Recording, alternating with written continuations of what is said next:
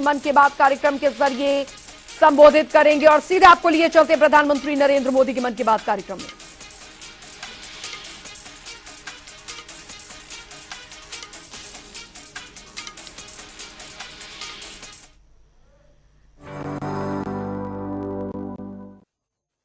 मेरे प्यारे परिवारजनों, नमस्कार। मन की बात में आपका एक बार फिर स्वागत है। ये एपिसोड ऐसे समय में हो रहा है जब पूरे देश में त्योहारों की उमंग है। आप सभी को आने वाले सभी त्योहारों की बहुत बहुत बधाइयां।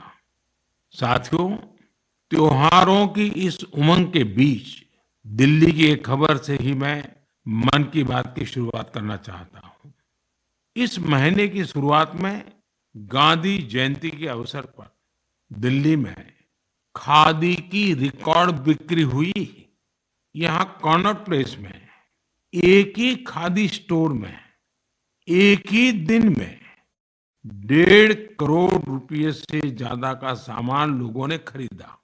इस महीने चल रहे खादी महोत्सव ने एक बार फिर बिक्री के अपने सारे पुराने रिकॉर्ड तोड़ दिए हैं। आपको एक और बात जानकर भी बहुत अच्छा लगेगा।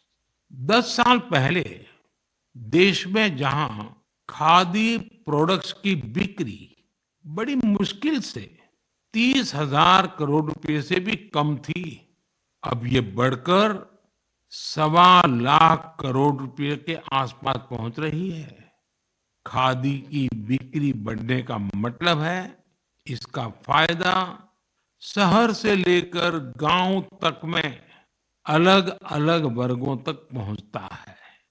इस बिक्री का लाभ हमारे बुनकर, हस्तशिल्प के कारीगर, हमारे किसान, आयुर्वेदिक पौधे लगाने वाले, कुटीर उद्योग सबको लाभ मिल रहा है। और यही तो वोकल फॉर लोकल अभियान की ताकत है और धीरे धीरे आप सब देशवासियों का समर्थन भी बढ़ता जा रहा है।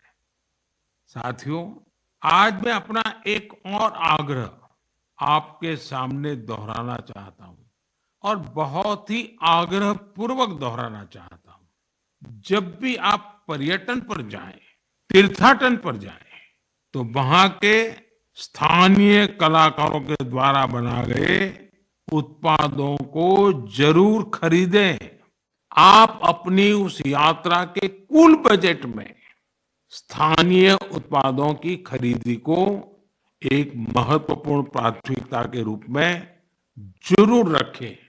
10% हो, 20% हो, जितना आपका बजट बैठता हो, लोकल पर जरूर खर्च करिएगा और वहीं पर खर्च कीजिएगा। साथियों, हर बार की तरह इस बार भी हमारे त्योहारों में हमारी प्राथमिकता हो वोकल फॉर लोकल और हम मिलकर उस सपने को पूरा करें। हमारा सपना है आत्मनिर्भर भारत। इस बार ऐसे प्रोडक्ट से ही घर को रोशन करें जिससे मेरे किसी देशवासी के पसीने की महक हो, मेरे देश के किसी युवा का टैलेंट हो, उसके बनने में मेरे देशवासियों को रोजगार मिला हो, रोजमर्रा की जिंदगी की कोई भी आवश्यकता हो, हम लोकल ही लेंगे। लेकिन आपको एक और बात पर गौर करना होगा।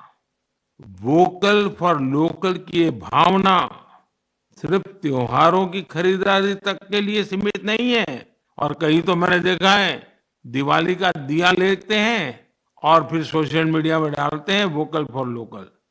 नहीं जी, वो तो शुरुआत है। हमें बहुत आगे बढ़ना है। जीवन की हर आवश्यकता हमारे देश में सब कुछ उपलब्ध है।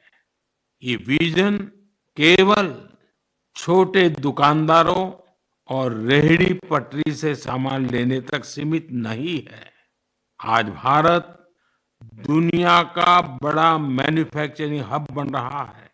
कई बड़े ब्रांड यहीं पर अपने प्रोडक्ट को तैयार कर रहे हैं।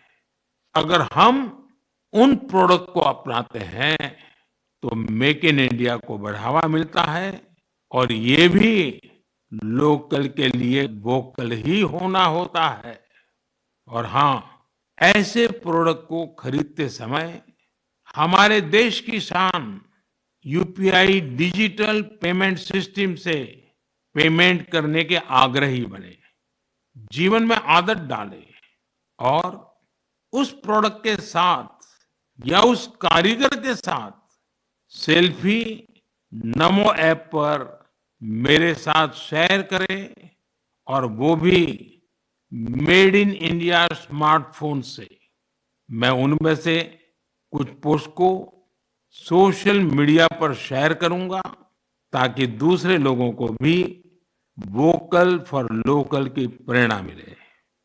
साथियों, जब आप भारत में बने भारतीयों द्वारा बनाए गए उत्पादों से अपनी दिवाली रोशन करेंगे, अपने परिवार की हर छोटी मोटी आवश्यकता लोकल से पूरी करेंगे, तो दिवाली की जगमगाहट ज्यादा बढ़ेगी ही बढ़ेगी, लेकिन उन कारीगरों की जिंदगी में एक नई दिवाली आएगी, जीवन की एक नई सुबह आएगी, उनका जीवन शानदार बनेगा।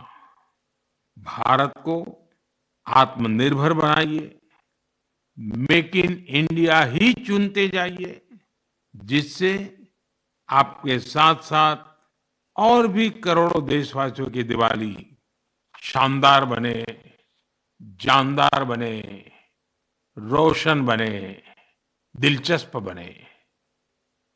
मेरे प्यारे देशवासियों, 31 अक्टूबर का दिन हम सभी के लिए बहुत विशेष होता है।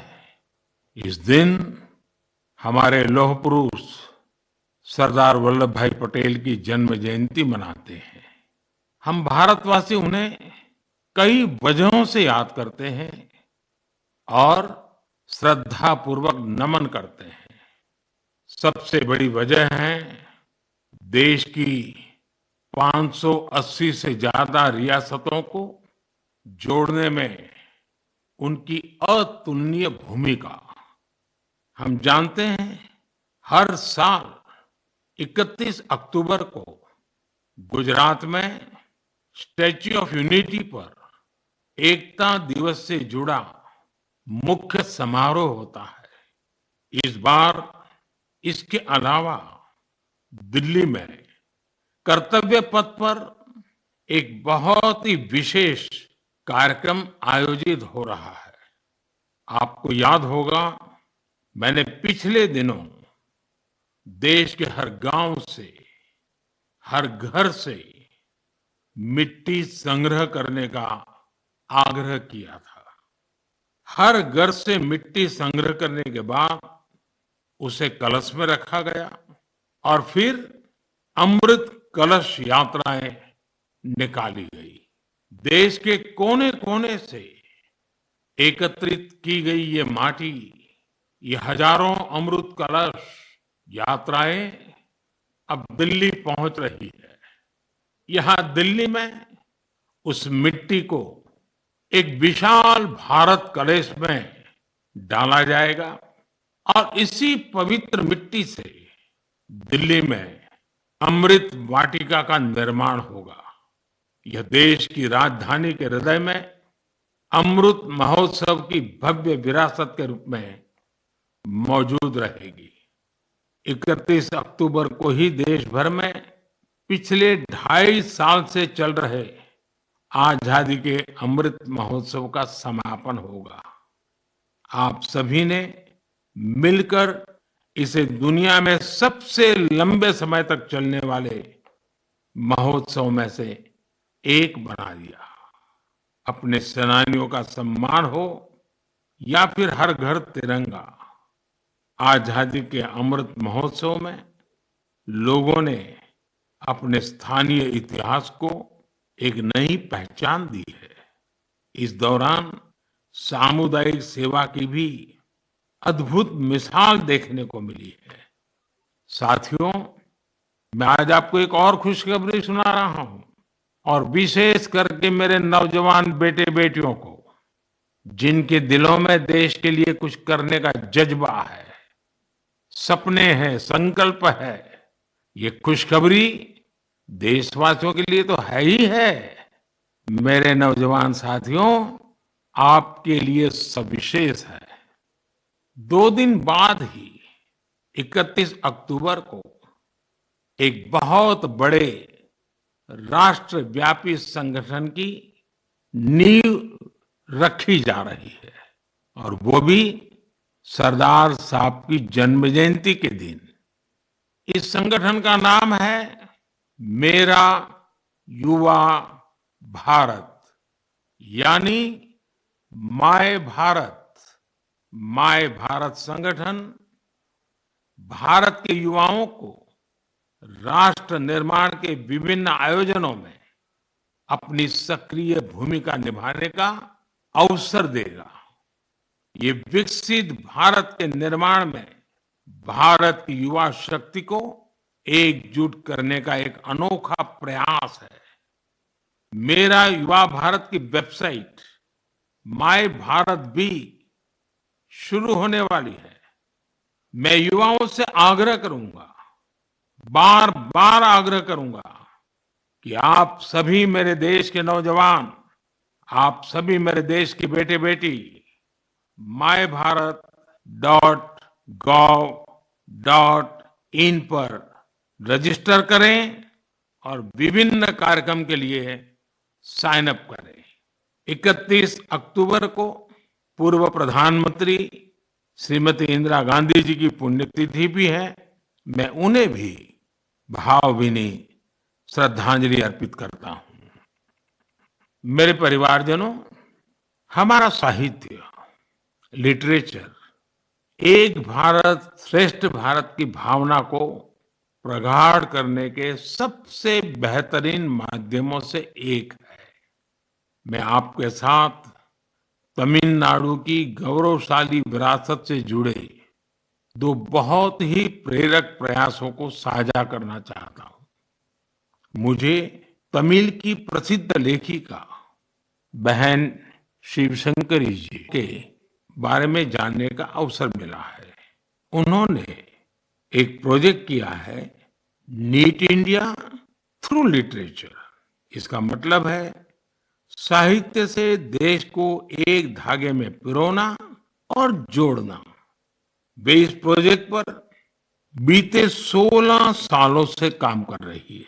इस प्रोजेक्ट के जरिए उन्होंने 18 भारतीय भाषाओं में लिखे साहित्य का अनुवाद किया है।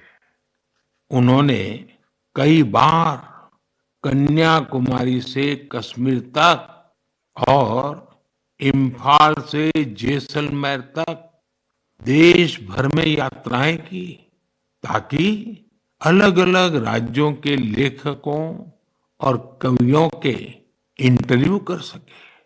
शिवशंकरी जी ने अलग अलग जगहों पर अपनी यात्रा की, ट्रैवल कमेंट्री के साथ उन्हें पब्लिश किया है। ये तमिल और अंग्रेजी दोनों भाषाओं में है। इस प्रोजेक्ट में 4 बड़े वॉल्यूम्स हैं और हर वॉल्यूम भारत के अलग अलग हिस्से को समर्पित है। मुझे उनकी इस संकल्प शक्ति पर गर्व है। साथियों, कन्याकुमारी के थिरु A.K. पेरुमल जी का काम भी बहुत प्रेरित करने वाला है। उन्होंने तमिलनाडु के ये जो स्टोरी टेलिंग ट्रेडिशन है, उसको संरक्षित करने का सराहनीय काम किया है। वे अपने इस मिशन में पिछले 40 सालों से जुटे हैं। इसके लिए वे तमिलनाडु के अलग अलग हिस्सों में ट्रैवल करते हैं और फोक आर्ट फोरम्स को खोजकर उसे अपनी बुक का हिस्सा बनाते हैं। आपको जानकर आश्चर्य होगा कि उन्होंने अब तक ऐसी करीब 100 किताबें लिख डाली हैं। इसके अलावा पेरूमल जी का एक और भी पैशन है। तमिलनाडु के टेम्पल कल्चर के बारे में रिसर्च करना उन्हें बहुत पसंद है। उन्होंने लेदर पपेट्स पर भी काफी रिसर्च की है, जिसका लाभ वहां के स्थानीय लोक कलाकारों को हो रहा है। शिव शंकरी जी और ए के पेरूमल जी के प्रयास हर किसी के लिए एक मिसाल है। भारत को अपनी संस्कृति को सुरक्षित करने वाले ऐसे हर प्रयास पर गर्व है, जो हमारी राष्ट्रीय एकता को मजबूती देने के साथ ही देश का नाम, देश का मान सब कुछ बढ़ाए। मेरे परिवारजनों, आने वाले 15 नवंबर को पूरा देश जनजातीय गौरव दिवस मनाएगा। ये विशेष दिन भगवान बिरसा मुंडा की जन्म जयंती से जुड़ा है। भगवान बिरसा मुंडा हम सबके हृदय में बसे हैं। सच्चा साहस क्या है और अपनी संकल्प शक्ति पर अड़िग रहना किसे कहते हैं, ये हम उनके जीवन से सीख सकते हैं। उन्होंने विदेशी शासन को कभी स्वीकार नहीं किया। उन्होंने ऐसे समाज की परिकल्पना की थी जहां अन्याय के लिए कोई जगह नहीं थी। वे चाहते थे कि हर व्यक्ति को सम्मान और समानता का जीवन मिले। भगवान बिरसा मुंडा ने प्रकृति के साथ सद्भाव से रहना, इस पर भी हमेशा जोर दिया। आज भी हम देख सकते हैं कि हमारे आदिवासी भाई बहन प्रकृति की देखभाल और उसके संरक्षण के लिए हर तरह से समर्पित है। हम सबके लिए हमारे आदिवासी भाई बहनों का ये काम बहुत बड़ी प्रेरणा है। साथियों, कल यानी 30 अक्टूबर को गोविंद गुरु जी की पुण्यतिथि भी है। हमारे गुजरात और राजस्थान के आदिवासी और वंचित समुदायों के जीवन में गोविंद गुरु जी का बहुत विशेष महत्व रहा है। गोविंद गुरु जी को भी मैं अपनी श्रद्धांजलि अर्पित करता हूँ। नवंबर महीने में हम मानगढ़ नरसंहार की बरसी भी मनाते हैं। मैं उस नरसंहार में शहीद माँ भारती की सभी संतानों को नमन करता हूँ। साथियों, भारतवर्ष में आदिवासी योद्धाओं का समृद्ध इतिहास रहा है। इसी भारत भूमि पर महान तिलका मांझी ने अन्याय के खिलाफ बिंगुल फूंका था। इसी धरती से सिद्धो कान्हू ने समानता की आवाज उठाई। हमें गर्व है कि जन योद्धा टंट्या भील ने हमारी धरती पर जन्म लिया। हम शहीद वीर नारायण सिंह को पूरी श्रद्धा के साथ याद करते हैं, जो कठिन परिस्थितियों में अपने लोगों के साथ खड़े रहे। वीर रामजी गोंड हो, वीर गुंडा धूर हो, भीमा नायक हो, उनका साहस आज भी हमें प्रेरित करता है। अल्लूरी सीताराम राजू ने आदिवासी भाई बहनों में जो अलग जगाई, उसे देश आज भी याद करता है। नॉर्थ ईस्ट में कियांग नोबांग और रानी गाइदिन्ल्यू जैसे स्वतंत्रता सेनानियों से भी हमें काफी प्रेरणा मिलती है। आदिवासी समाज से ही देश को राजमोहिनी देवी और रानी कमलापति जैसी वीरांगनाएं मिली। देश इस समय आदिवासी समाज को प्रेरणा देने वाली रानी दुर्गावती जी की 500वीं जयंती मना रही है। मैं आशा करता हूं कि देश के अधिक से अधिक युवा अपने क्षेत्र की आदिवासी विभूतियों के बारे में जानेंगे और उनसे प्रेरणा लेंगे। देश अपने आदिवासी समाज का कृतज्ञ है, जिन्होंने राष्ट्र के स्वाभिमान और उत्थान को हमेशा सर्वोपरि रखा है। मेरे प्यारे देशवासियों, त्योहारों के इस मौसम में इस समय देश में स्पोर्ट्स का भी परचम लहरा रहा है। पिछले दिनों एशियन गेम्स के बाद पैरा एशियन गेम्स में भी भारतीय खिलाड़ियों ने जबरदस्त कामयाबी हासिल की है। इन खेलों में भारत ने 111 मेडल जीतकर एक नया इतिहास रच दिया है। मैं पैरा एशियन गेम्स में हिस्से लेने वाले सभी एथलीट्स को बहुत बहुत बधाई देता हूं। साथियों, मैं आपका ध्यान special Olympics world summer games की ओर भी ले जाना चाहता हूं। इसका आयोजन बर्लिन में हुआ था।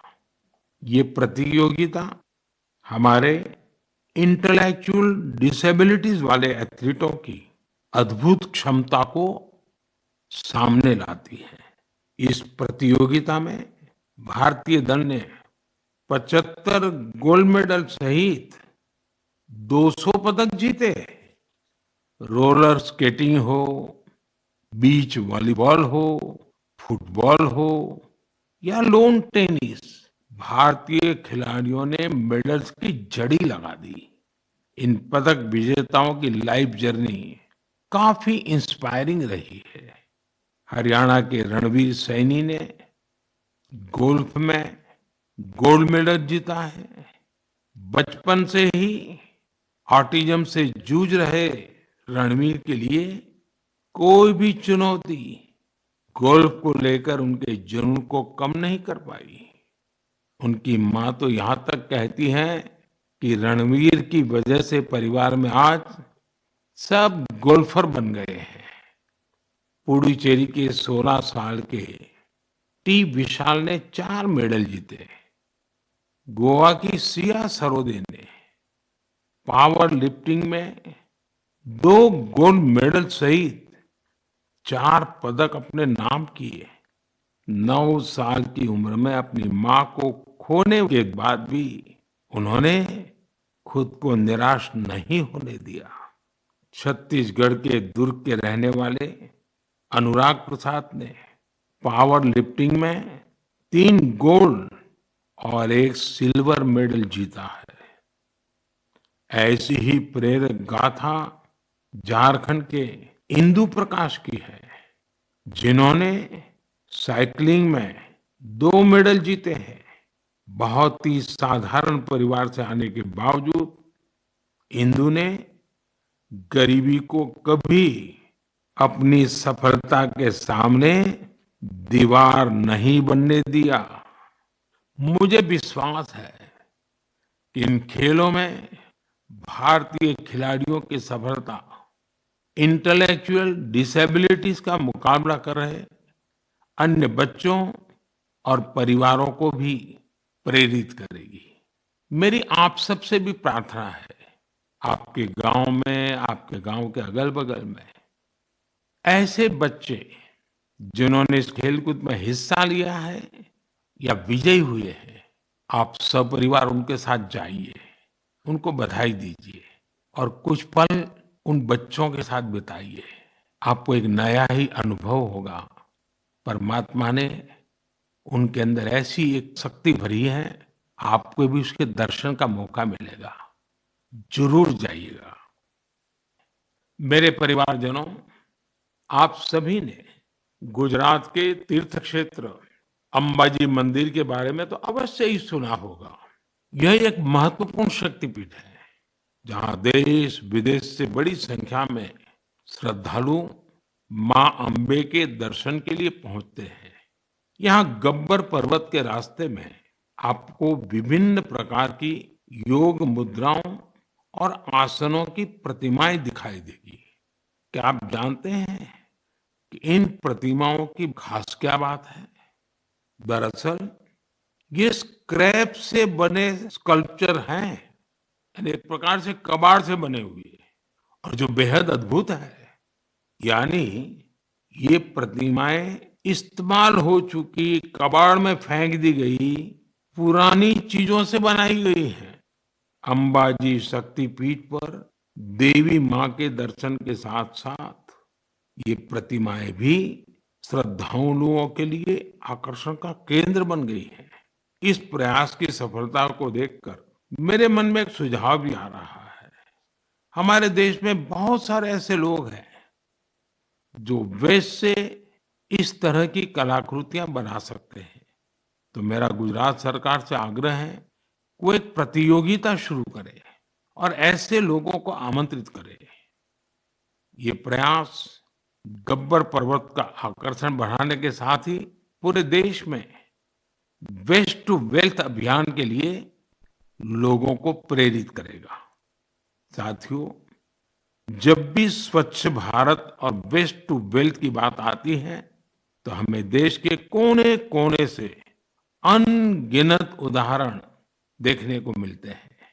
असम के कामरूप मेट्रोपॉलिटन डिस्ट्रिक्ट में अक्षर फोरम इस नाम का एक स्कूल बच्चों में सस्टेनेबल डेवलपमेंट की भावना भरने का, संस्कार का एक निरंतर काम कर रहा है।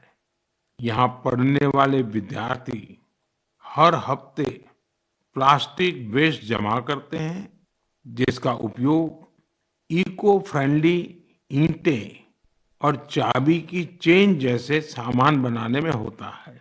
यहाँ स्टूडेंट्स को रिसाइकलिंग और प्लास्टिक वेस्ट से प्रोडक्ट बनाना भी सिखाया जाता है। कम आयु में ही पर्यावरण के प्रति ये जागरूकता इन बच्चों को देश का एक कर्तव्यनिष्ठ नागरिक बनाने में बहुत मदद करेगी। मेरे परिवारजनों, आज जीवन का कोई ऐसा क्षेत्र नहीं जहां हमें नारी शक्ति का सामर्थ्य देखने को नहीं मिल रहा हो।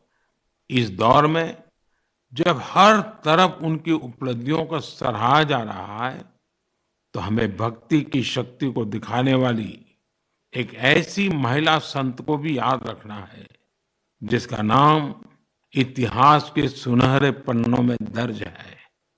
देश इस वर्ष महान संत मीराबाई की 525वीं जन्म जयंती मना रहा है। वो देश भर के लोगों के लिए कई वजहों से एक प्रेरणा शक्ति रही है। अगर किसी की संगीत में रुचि हो तो वो संगीत के प्रति समर्पण का बड़ा उदाहरण ही है। अगर कोई कविताओं का प्रेमी हो तो भक्ति रस में डूबे मीराबाई के भजन उसे अलग ही आनंद देते हैं। अगर कोई दैवीय शक्ति में विश्वास रखता हो तो मीराबाई का श्री कृष्ण में लीन हो जाना उसके लिए एक बड़ी प्रेरणा बन सकता है। मैं उसको अपना गुरु मानती थी। वो कहती भी थी, गुरु मिलिया रैदास दिनी ज्ञान की गुटकी। देश की माताओं, बहनों और बेटियों के लिए मीराबाई आज भी प्रेरणा पुंज है। उस कालखंड में भी उन्होंने अपने भीतर की आवाज को ही सुना और रूढ़िवादी धारणाओं के खिलाफ खड़ी हुई। एक संत के रूप में भी वे हम सबको प्रेरित करती है। वे भारतीय समाज और संस्कृति को तब सशक्त करने के लिए आगे आई जब देश कई प्रकार के हमले झेल रहा था। सरलता और सादगी में कितनी शक्ति होती है, ये हमें मीराबाई के जीवन काल से पता चलता है। मैं संत मीराबाई को नमन करता हूं। मेरे प्यारे परिवारजनों, इस बार मन की बात में इतना ही। आप सबके साथ होने वाला हर संवाद मुझे नई ऊर्जा से भर देता है। आपके संदेशों में उम्मीद और पॉजिटिविटी से जुड़ी सैकड़ों गाथाएं मुझ तक पहुंचती रहती है। मेरा फिर से आपसे आग्रह है, आत्मनिर्भर भारत अभियान पर बल दें, स्थानीय उत्पाद खरीदें, लोकल के लिए वोकल बने, जैसे आप अपने घरों को स्वच्छ रखते हैं, वैसे ही अपने मोहल्ले और शहर को स्वच्छ रखें। और आपको पता है, 31 अक्टूबर सरदार साहब की जयंती देश एकता के दिवस के रूप में मनाती है। देश के अनेक स्थानों पर रन फॉर यूनिटी के कार्यक्रम होते हैं। आप भी 31 अक्टूबर को रन फॉर यूनिटी के कार्यक्रम को आयोजित करें। बहुत बड़ी मात्रा में आप भी जुड़े, एकता के संकल्प को मजबूत करें। एक बार फिर मैं आने वाले त्योहारों के लिए अनेक अनेक शुभकामनाएं देता हूं। आप सभी परिवार समेत खुशियां मनाएं, स्वस्थ रहें, आनंद में रहे, यही मेरी कामना है। और हाँ, दिवाली के समय कहीं ऐसी गलती ना हो जाए कि कहीं आग की कोई घटनाएं हो जाए, किसी के जीवन को खतरा हो जाए, तो आप जरूर संभालिए, खुद को भी संभालिए और पूरे क्षेत्र को भी संभालिए। बहुत बहुत शुभकामनाएं, बहुत बहुत धन्यवाद।